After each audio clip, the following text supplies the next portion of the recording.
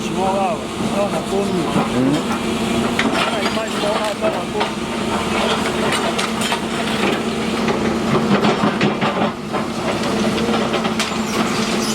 bonjour Iris, babi next na. Akon bakenda bonne c'est pour la tombe là. Nega mai. La neba on met aussi bon. Et buka na kia. Et buka na kia. Eh, alma la licence, pas la licence. Et ça va na zombe de voilà.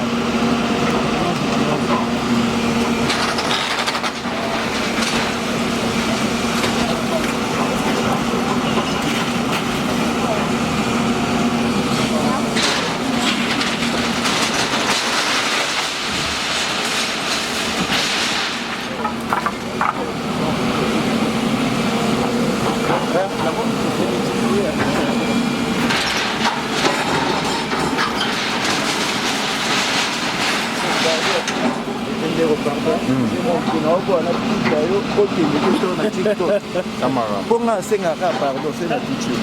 Ça c'est la teacher na auto zone teacher. Basta na ndenyo. Pepele. Yodenga te. Yondo go bwatsa na ye. Batala te ko bwatsa.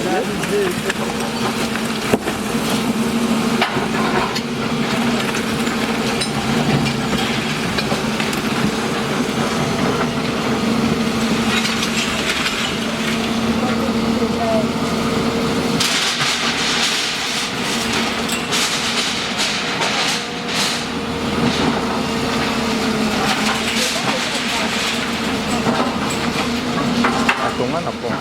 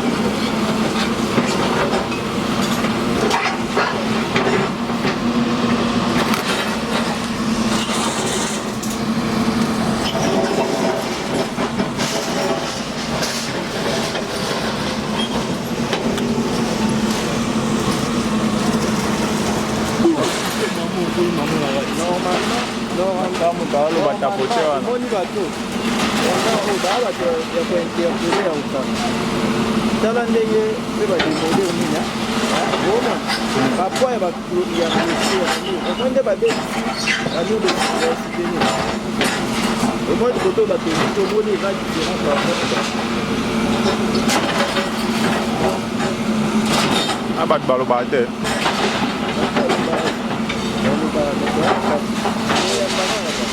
Ya ministre tu ke?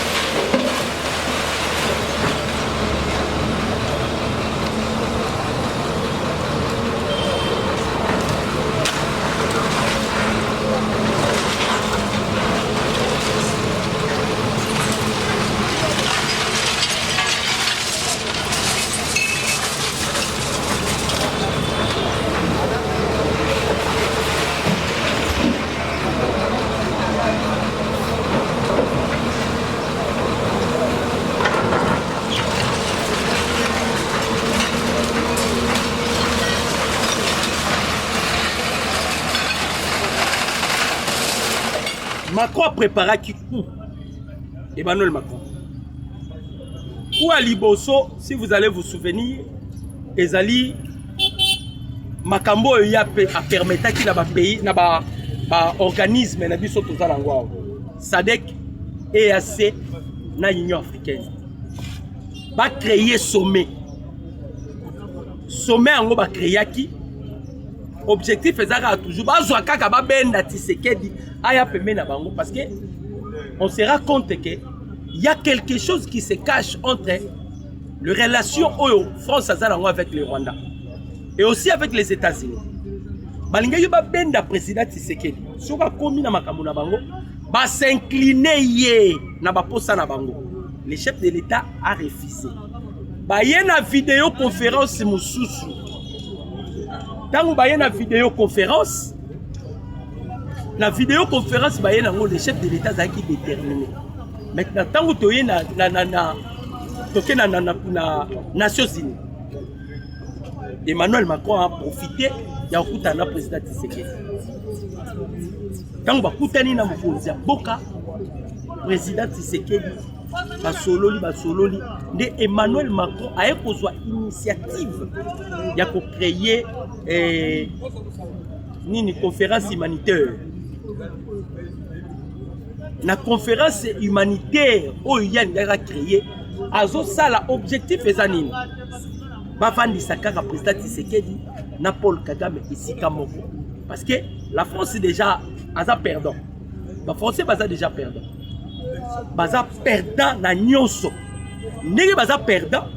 Ils veulent maintenant à tout prix babenda Paul Kagame, babenda président Tshisekedi, bafandisa bango basolo. Quelque chose que le président Tshisekedi a catégoriquement refusé. Le président Tshisekedi a catégoriquement refusé.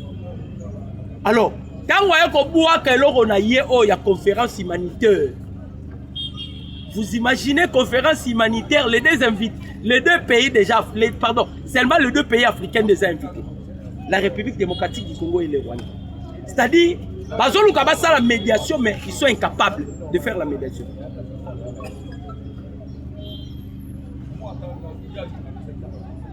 Ils sont incapables de faire la médiation. Parce que on se rendre compte que Mukonzamboka, Azateo, Atika, non. Le président Félix a tiré la bango bras de fer. Quand on a créé l'Okoana, le président Tshisekedi a refusé. Ndemoni, bakena sima Ukraine. Tovandika tomoni président ukrainien, Zelensky. Au nom, Nazapre, la République démocratique du Congo, au président Tshisekedi Yaka. Boyebi tension eza en Ukraine. Zelensky a reçu biso ndenge nini yemo bamboka nyoso babotoli na Russie. Est-ce que oza va mentir te? Comment Zelensky peut nous aider au moment où ba pays na nyoso bamboka na nyoso Russie a botoli? On a directement compris que c'est toujours la France. La France est derrière l'Ukraine. Mission France à Zosala. France a payé. Ne ba monaki le discours ya Mokonzi Mboka na tribune ya Nations Unies sur la redevabilité ya peuple congolais. Mokonzi Mboka a bêtisé la redevabilité que le chef de l'État lobaki na discours ya Nations Unies, na tribune ya Nations Unies. La France, les États-Unis, la Belgique bakopé sabiso ba dommage intérêt. Ndo monaki mundele surtout Massad Bolos aniaki aboyaki le génocide congolais et ça l'a reconnu aboyaki. Ils ont peur parce que ceux qui une fois ils acceptent Kagame o asali bango musala ba olinga ba blanchir, ça ne marchera pas parce que bango objectif est pas blanchir Paul Kagame. Moussala Wanape, la 5 ans avec ça. Bamoupe, Bazalaki na Moussala Wana. Il voulait blanchir Paul Kagame. Yango Balamoko va créer qui Nini, pacte social. Pacte social va créer qui 3 pays nde bandaki ko soutenir bango pacte social. Pacte social ezalaki initiative ya président de la République. Pacte social ezalaki initiative ya gouvernement congolais. Pacte social ezalaki même initiative ya ba 5 côtés ya ba moupete. Pacte social ezalaki initiative ya Emmanuel Macron. Aibisaki ba sango. Soki bosali effort. Dialogue national et inclusif et salami na Congo. Nous aurons la facilité à bloquer Tshisekedi. Vous, cagnotte Nabino, c'est 120 000. 120 000 $. Cagnotte va faire ça qui va sango. Alors, va sango sikoyo. Donc, va moni mbongo wana. Va bandi ba démarche. Maintenant, va payer bandai ko financer bango na ba déplacement. Les alaki Rwanda, les alaki Kenya, les alaki na Uganda. Or, ces 3 pays wana, nde bazana kati ya kobunda pour créer Empire Imatuti. Alors, pour que va créer Empire Imatuti, il faut avoir contrôle de l'Afrique centrale. Pour avoir contrôle de l'Afrique centrale, il doit premièrement affaiblir ou anéantir la République démocratique du Congo. Donc, une fois bazu déjà Congo comme il a merci na bango, ba kozala la facilité à créer et à activer maintenant carte na bango. Carte na bango ya Empire Imatuti. Alors, na ba plan na bango bataki na mesa et le président Tshisekedi aye au pouvoir pour Mboka Sikoyo aye a bloqué bango. Les chefs de l'État les a bloqués. Donc bloqué bango, ba mataki na gauche, ba mati na droite. À la fin de compte, vous avez vu les États-Unis aye ko intervenir. Mais les États-Unis aye ko intervenir aye na double G. Bao tindika, bao kanga. Et heureusement le président Tshisekedi est un visionnaire. Tu as détecté en la dernière minute. Donc comment qui même est prêt à signer accord, il y a paix économique avec le Rwanda. Le président Tshisekedi juge cet accord et un accord injuste. Quand le président Tshisekedi est allé plus loin que les Américains, si réellement vous voulez des minéraux congolais,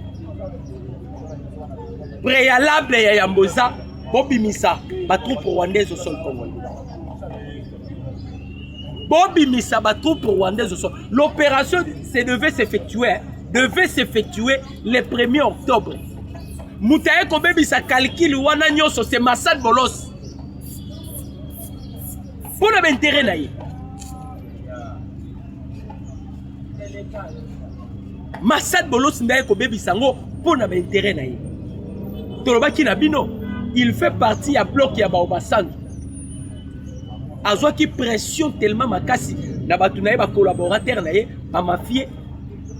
Il ne pouvait pas n'aki ko ça la bêtise ou taï ko ça là que le gouvernement congolais ba rejeter peu aussi ça bloc. Mais ce qui a bouleversé calcul les décisions Mkonza Mboka Zuya. Peuple congolais, dans Otoza, tu as un virage à Souka.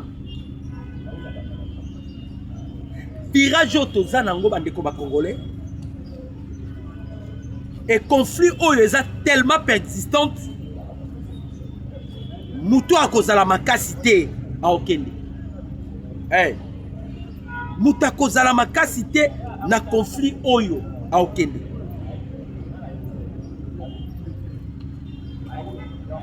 Moutonza makasi ta Okende. Et là conflit net ba conflit nyo sauté. Et ça pena que non. Les Américains pensaient que peut-être ne ba ka kokota ba kotisa kimia ba koyi koyela ngo na ndengo bango ba yelaki. Le président Tshisekedi aussi étant déterminé. Badon de nyonso échangé. Badon de nyonso échangé. Makambu nyonso bataki na mesa échangé. Badon de nyonso. Mongo nanu a kofinancer bango ezate. Yango bomoni Paul Kagame a outi construire Makenga. Parce que Kagame na bato nyonso moni baza na rébellion wana Kagame a beaucoup plus confiance dans Makenga. Bananga wana bamonaka Kagame te pour votre information. Ba Bertrand Bisimwa bamona Kagame te. Kagame compte beaucoup plus c'est pas à Makenga. Voilà pourquoi vous avez vu des bras de fer entre Joseph Kabila na Sultani Makenga.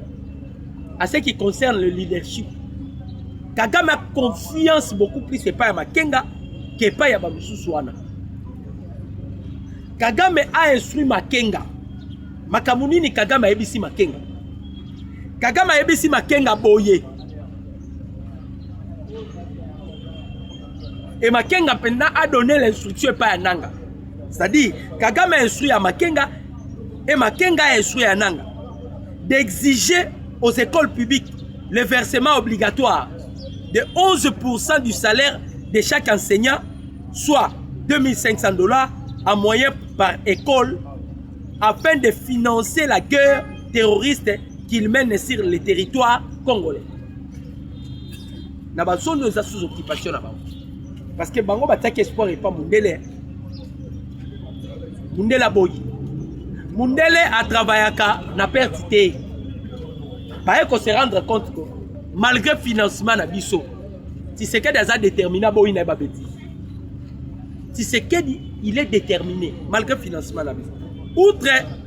Outre cette obligation de 11% sur le salaire de chaque enseignant, plusieurs autres frais et des taxes illégaux sont obligés dans toutes les écoles dans des zones occupées par ces terroristes. C'est notamment paiement obligatoire de 27 000 francs congolais par élève dans toutes les écoles, pendant que c'est le gouvernement congolais qui paye les enseignants via Mobile Money pour que les enfants puissent étudier malgré leur prise en otage par le régime de Kagame. Les recettes seront récoltées cette semaine qui commence auprès des chefs d'établissement selon l'effectif de chaque école et leur argent sera transporté au Rwanda. Comme ça c'est fait toujours, tout comme l'argent perçu par les DGI et autres services de recettes de Goma et Bukavu. C'est amené toujours au Rwanda pour payer les RDF, sauf les Congolais recrutés dans l'armée de la rébellion, qui eux sont nourris de promesses fabuleuses. On vous payera après la prise de Kinshasa, où se trouve tout l'argent du pays. Ok. Na guerre yo na rébellion tozo sala. Baza mieux payé. Et ça va RDF. RDF quoi? L'armée rwandaise va payer. Ba Congolo va se retrouver na rébellion ba futara bango te. Bango promesse ezakaka. To bunda, to zwa Kinshasa bisika mbongo ezali. Soki to zwi Kinshasa nde bozala payer. Yango bomoni na frappe bande ko betama, ba frappe nde ko betama. Ba M23 bazali ka so ba zu espace bakimi. So ba zu ka espace bakimi. So ka ba zu espace bakimi. Bande ko sala mabo. So ka ba zu espace bakimi. So ka ba zu espace bakimi. Pourquoi? Parce que impayé. Des poids, des mesures, comme il ça, mais déjà 4 rébellion. Des poids, des mesures. C'est ce qui a créé que les Twirannero,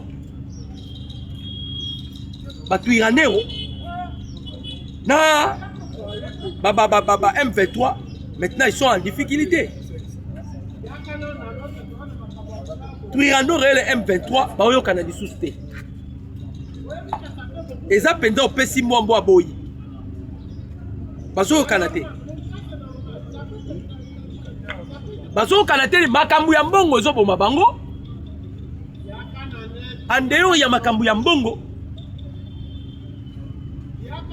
Bateau effectif faisant réduit. Bamsou bazo bundate bakomi kokima. Et quand c'est ce que mbutu mbute pas na bango. C'est ce que je vous avais dit. La Ebiseki Bino, peuple congolais, Bananga wana moni, basala makamba pendant qu'il est jour. Ce qui peut koti, bafanda kana Goma te bafanda kana Bukavu te. Ils n'ont pas sir de Goma et de Bukavu pour votre information. Parce que bitumbe koyi ko telema en un clin d'œil bo bitumbe la muki. Parce que ba yebi yango ba na conscience nango. Yango monaka so ba sali makambo na bango surtout soki mikolo na ba bomaki ba ou bien surtout soki ba yoka kike les avions de chasse et mataki likolo ande ko journée na balala raté journée wana Kigali. Maintenant, bon, il y a rébellion et zaté. La France a un problème de l'argent. Les États-Unis ont un problème de l'argent. Les pays où ils ont des problèmes de l'argent. Yango bomoni Macron, alinga sala skoyo baba. Alinga sala j'ai derrière l'Ukraine. Plusieurs tentatives na bango anéanti. Bakou ya ba aéroport tout ko so réseau simbate. Desko ba vandi ba lobi non. To utiliser ta Zelensky. Heureusement que le chef de l'État baki, je vais envoyer mes émissaires. Ba émissaires na nga ba ya batala réellement. So ils vont porter un plus. Et le chef de l'État était clair.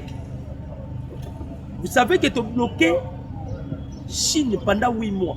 Chine a minéré dans le pendant 8 mois. On a bloqué même les Américains.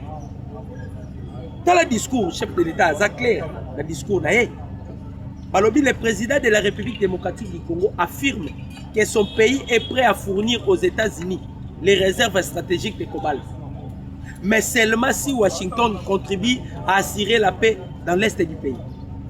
Forcément, nous pensons que, puisque les États-Unis, avec le président Donald Trump à tête, s'intéressent à ces minéraux stratégiques, leur premier réflexe sera évidemment de garantir la sécurité des investissements, a déclaré le président Tshisekedi. Nous conditionnons à l'Obaki, on doit traiter, mais troupes rebelles, Yabaye M23, troupes rwandais, RDF, ils doivent se retirer. Comment on peut traiter de minerais? On peut traiter des accords économiques pendant que Rwanda, comme on a Bukavu, les occupations là-bas. Yéo Kagame, il a instruit Makenga, non? C'est Makenga qui a dit que notre objectif, il y a Eza Kokoma Kinshasa. Liboso Ezala qui a Kokoma Kinshasa. Liboso Ezala qui a Kokoma Kinshasa.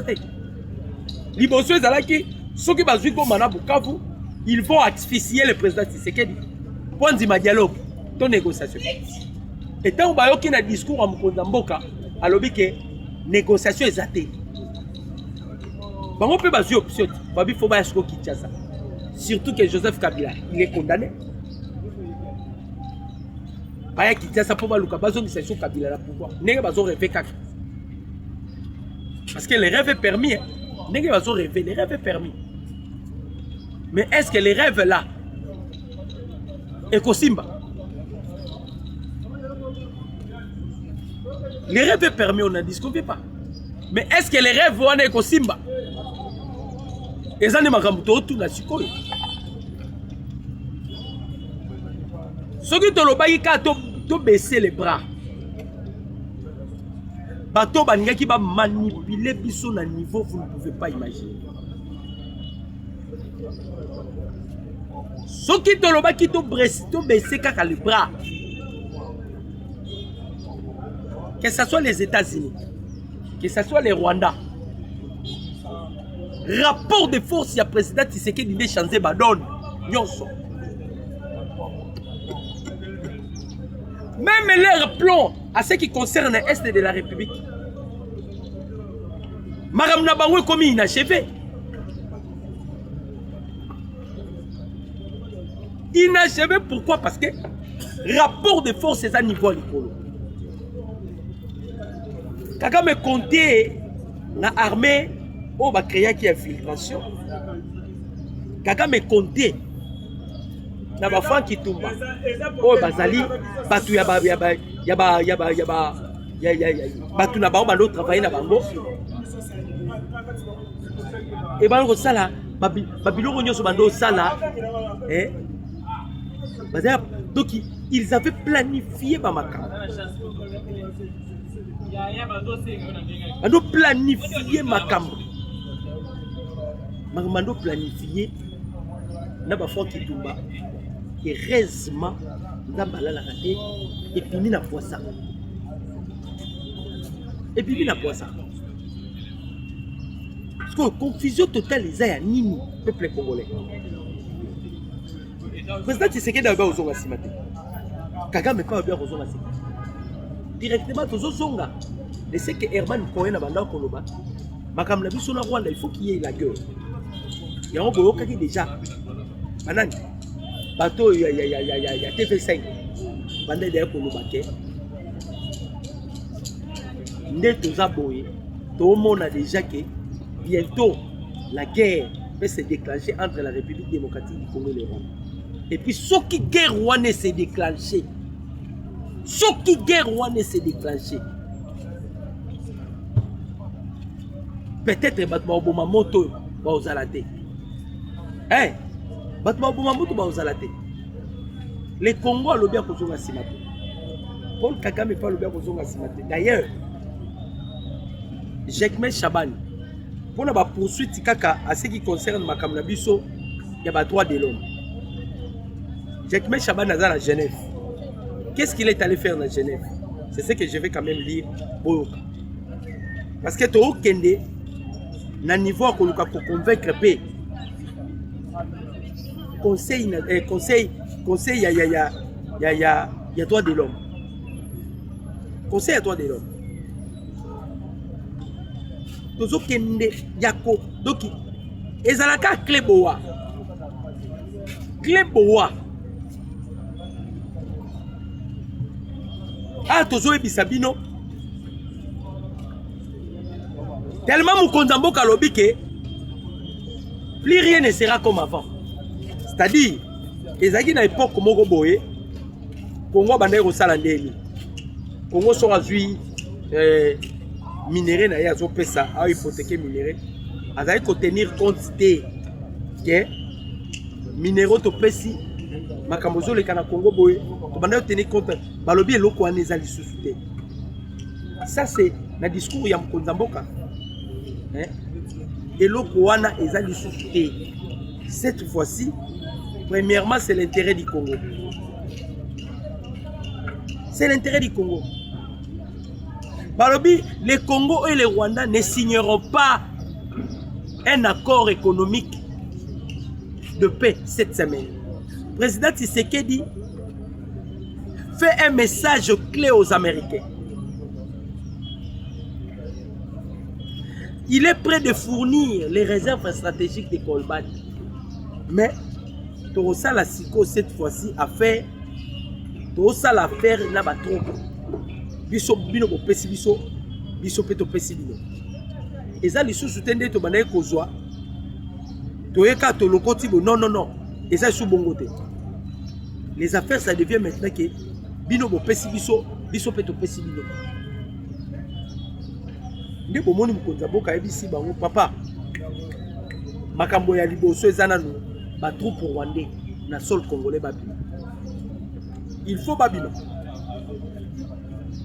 vers la guerre régionale et le comme taloba yango Evariste Ndashimie à ça la point de presse alobi soki ba américain communauté internationale bozo minimiser makambo zo leka entre la République démocratique du Congo et le Rwanda to kene na guerre régionale boyoka. Selon plusieurs sources, la dernière bataille régionale entre les Power Tutsi et les Bantou se dessine déjà à 90%. Boyoka. Balobi guerre entre Batutsi, Power et de Bantou. Boyoka qui Camerounais à l'Obaki à l'Obi, plein à Kagameza, ceux qui va s'initier dans la RDC. C'est nous la Cameroun. Neto Rosalang a suivi. Ndashimi et Pekouna Lobi. Maintenant, Awaboye Bara déjà Afrique et Zozala ya Kokabwana. Partant de la guerre régionale. Balobi déjà. Selon plusieurs sources, la dernière bataille régionale entre les Tutsi Power et les Bantous se dessine déjà à 90%. La persistance du Rwanda dans la guerre de l'Est a ouvert la voie à la guerre régionale. Car le Burundi n'est pas d'accord avec la prise du territoire d'Uvira, Fizi et Mwenga par la coalition M23 RDF AFC, car le Burundi sera en danger à 90%. La fois passée, un militaire rwandais Tutsi a traversé la frontière volontairement et pénétré vers le Burundi avec un jupe militaire et un tenue militaire. Selon certains services de renseignement, c'était une façon de provoquer le Burundi, car le Rwanda, à l'aide de l'Ouganda, fait attaquer le Burundi, car selon eux, le Burundi a mis un blocage régional en République démocratique du Congo, la progression de la guerre menée par l'Empire Imatuti.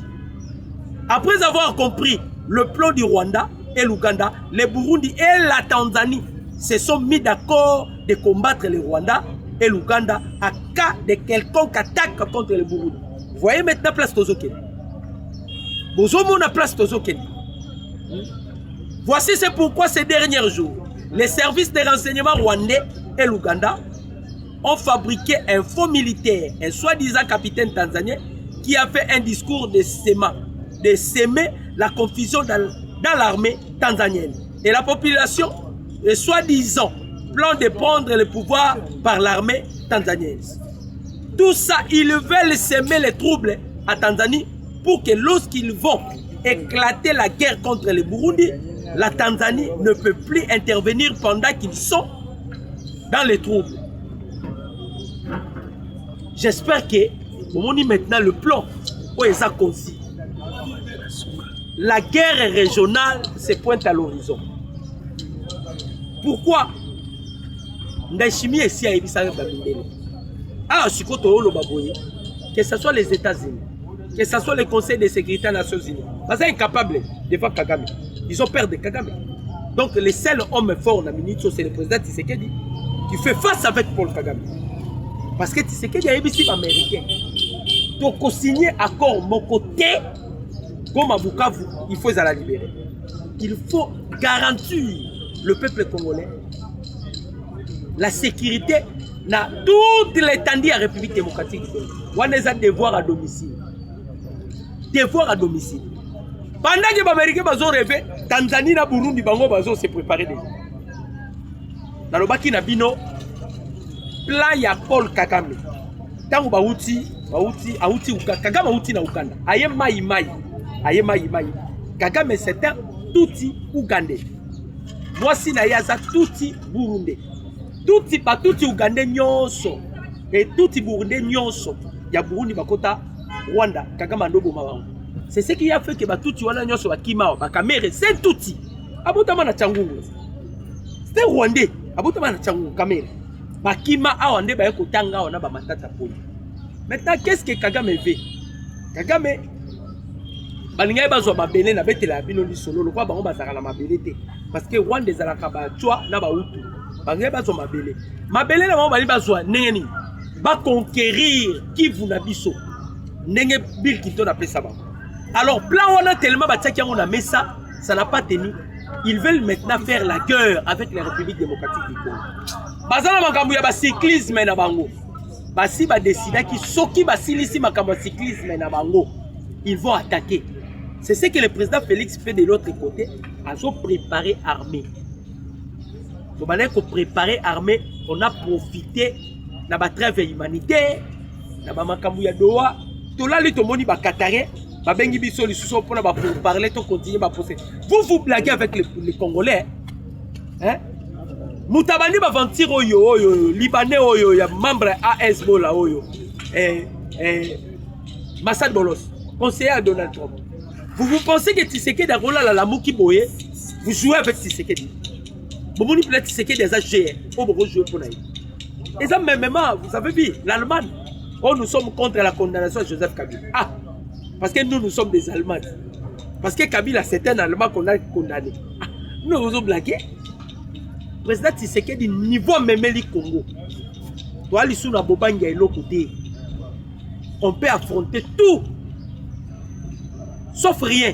On peut affronter na minute on peut affronter nyonso. Ah, on tolo babo ndachimi azo préparé.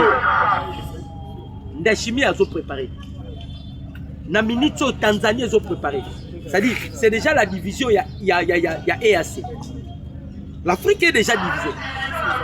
Cameroun a repris dans la cima, la République démocratique du Congo. Parce qu'ils sont des Bantous. Burundi va repris dans la cima, la Bissau. Tanzanie va repris. Même l'Afrique du Sud. Donc, les Abna Bitumba, il y a des Nilotiques, il y a des Bantous. Le roi américain va copier au Bumamoto, il y a la République démocratique du Congo. Ils oublient que l'Afrique a la forme d'un revolver dont la gâchette se trouve au Congo. Mon numéro c'est plus les 143 89 63 95 965. Mon numéro c'est plus les 143 89 63 95 965. Je dis et je vous remercie. Ciao.